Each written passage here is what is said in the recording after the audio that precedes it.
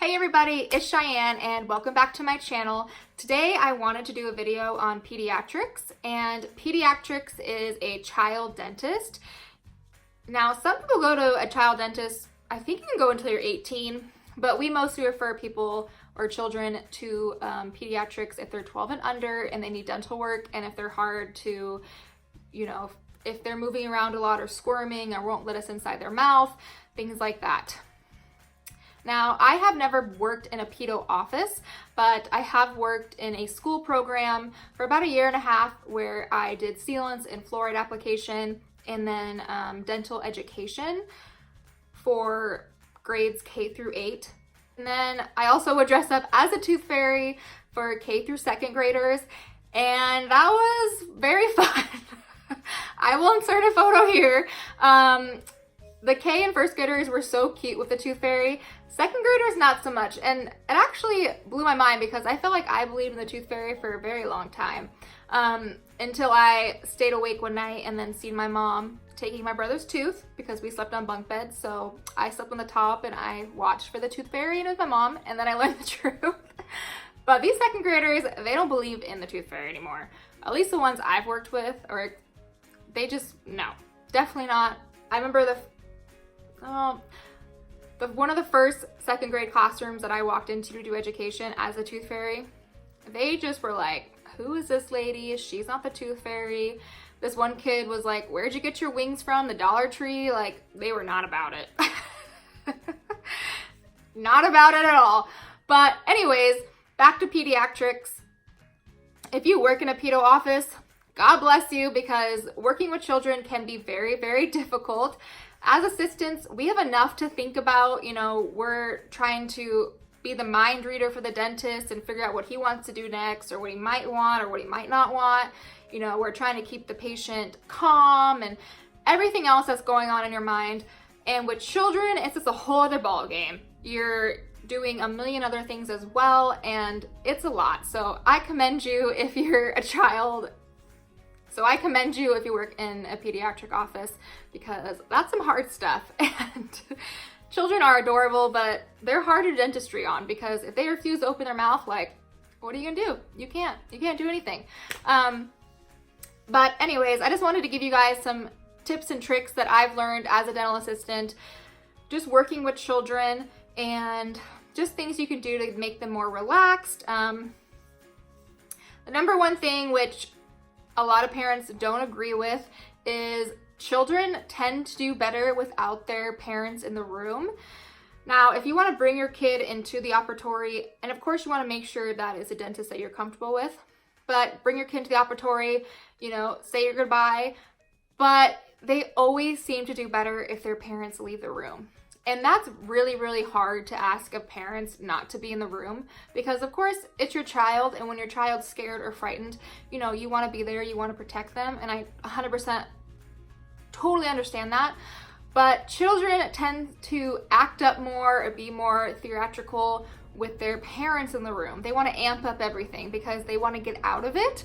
So I, will just put some topical in their mouth, and the kid will go ballistic and be like, oh, this hurts so bad. And I'm like, it's like strawberry jelly. Like, that does not hurt. You're fine. But, they act up because they want to get out of it. So if the parents aren't in the room, they usually won't do all this crazy stuff to get out of the procedure, because nobody's there to get them out of the procedure.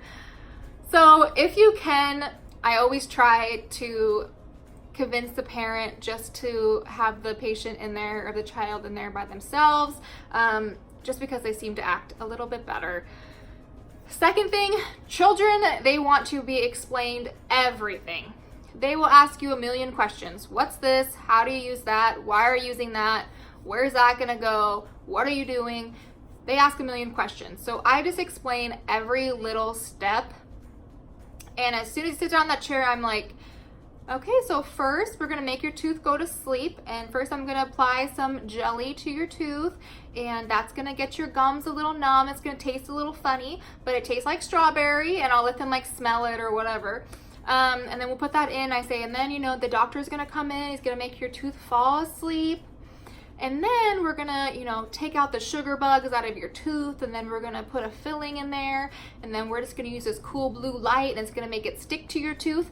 This stuff might taste a little funny, but you know, it's not gonna hurt, and it's gonna be really quick and easy if you just, you know, stay open and, you know, just explain every little step to them. They're gonna want to know like what the etch is, what the composite is, what your suction does, what the hand pieces do, just every little thing you're gonna put into their mouth. I also like to give cute little names to things to make things sound less scary.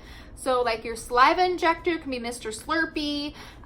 Your high speed suction could be like, I always call it like the little vacuum. Your slow hand piece is Mr. Bumpy. Just give little names to things. Etch, I think I call it like tooth shampoo. Fluoride is, you know, I usually call it like a sticky toothpaste, or I say that it's vitamins for your teeth. Just make everything sound a little bit less scary, because, you know, even though they're going to be numb, honestly, the injection is going to be the worst part of it. But as long as they stay open, the filling and stuff is pretty easy. They mostly just get scared of the hand piece because it makes their tooth vibrate or things like that. So I just give cutesy little names to things to help them get through it. Now, for, you know, I'm not a parent, but in the dental office, this works very, very well. I always bribe them. I always do. I say, you know, oh, if you're really good after this, you know, you could get 2 coins, you can get 2 prizes, you know. I always bribe them because I want to make them have a good experience. I say I'm going to give them a new toothbrush, new toothpaste, whatever, you know, floats their boat or makes them happier. I sometimes will take my glove off, and you can like blow it into a little balloon and like draw a little face on it, and they can hold on to that during the procedure. That's always fun. They like that. It's kind of like a little balloon animal. It's really cute. You also always want to tell them they're doing a good job, or that, you know, it's close to being over. You always just want, you know, you never want to be quiet in front of a child because that's when their mind wanders. So you always just want to let them know what's going on, how much longer something's going to be, you know, things like that. Just constant letting them know what's going to happen. Now, the number 1 rule of dealing with children is you do not say the word needle. No. Do not say the word needle.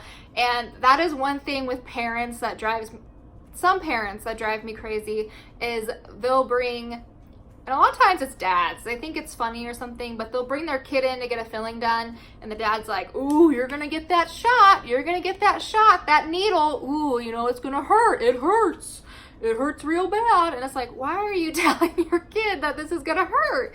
You should be telling him it's not gonna hurt. Or they'll joke around and be like, oh, they're just going to take out that tooth. They're going to take it out. And it's like, no, why are you guys doing this? Don't tell your kids this stuff. Don't tell them about your past dental experiences unless they're good, but don't tell them about bad dental experiences. Don't tell them how much it's going to hurt. Nothing like that. Let them learn for themselves, because this is why so many kids come to the dental office with this fear of the dentist. It's because of their parents, and their parents have put this fear on that the dentist is this big scary place and everything's gonna hurt and everything tastes bad and everything's super terrible. And yeah, just don't do that. Please don't do that. Also, parents want to bring in their kids a lot to get baby teeth extracted, which there are some circumstances where baby teeth just are not coming out, and you have to go in and we extract them. But I see so many parents, and this never happened to me as a kid. I think when I got braces, I had to have a couple baby teeth extracted, but all my other teeth I just wiggled out myself, or my mom wiggled out, or whatever, you know. But a lot of parents nowadays bring in kids because they have a loose baby tooth and they want us to extract it.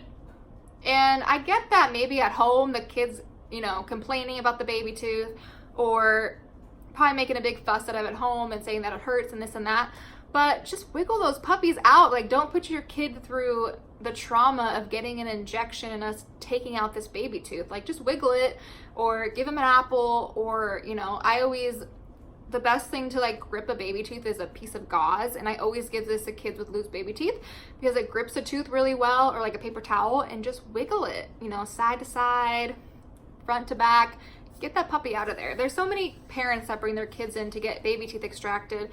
And we do it because, you know, they want us to, but my dentist is always like, why are we extracting this tooth? It's gonna come out in like a month. Just wiggle that puppy.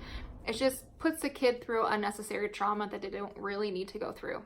Another thing working with children that I will not do is I do not hold down children. I don't anything like that. I'm not going to hold down their arms. I'm not going to hold down their legs.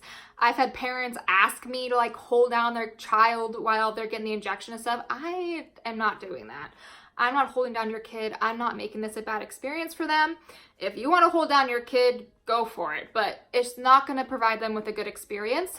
So in that type of situation is when we will refer them to a pedodontist, because the pedodontist can, you know, can put them to sleep, or they could give them some kind of sedative to relax them, or they have other techniques, or their office is a little bit more fun. Maybe they have like a TV or something that will distract the kid.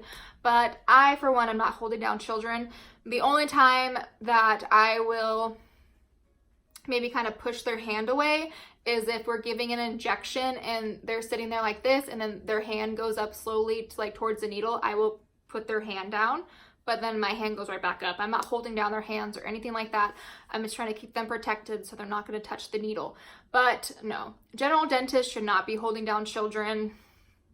No, that is when they need to go to a pedodontist because they are just too scared of the dentist. But yes. So these are just some things that I've learned while working with children over the few years. I hope that you guys found this video helpful. And if you work in a pedo office, again, kudos, because it's hard. It's tough. It's really, really tough. So you guys are the real MVP, that's for sure. All right. Well, I hope you guys enjoyed this video, and I'll see you in the next one. Bye, guys.